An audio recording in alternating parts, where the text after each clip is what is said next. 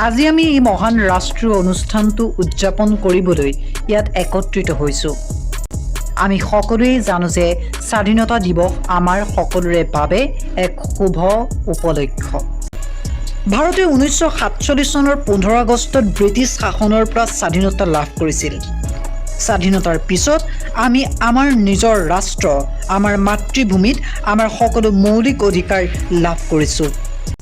ভাৰতৰ স্বাধীনতা দিৱস সকলো ভাৰতীয় নাগৰিকৰ বাবে আটাইতকৈ গুৰুত্বপূৰ্ণ দিন আৰু ইতিহাসত চিৰদিনৰ বাবে উল্লেখ কৰা হৈছে।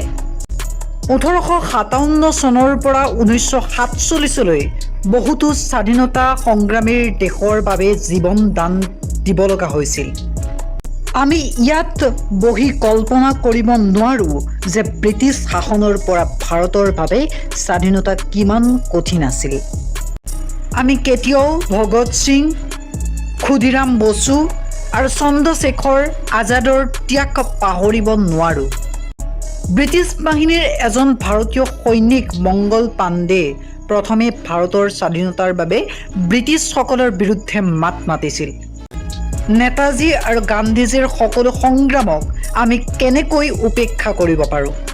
গান্ধীজী এজন মহান ভাৰতীয় ব্যক্তিত্ব আছিল, যিয়ে ভাৰতীয়সকলক অহিংসাৰ এক ডাঙৰ পাঠ শিকাইছিল। দেশৰ দায়িত্বশীল নাগৰিক হিচাপে আমি আমাৰ দেশৰ যিকোনো জৰুৰীকালীন অৱস্থাৰ মোকাবিলা কৰিবলৈ সদায় সাজু থাকিব লাগে।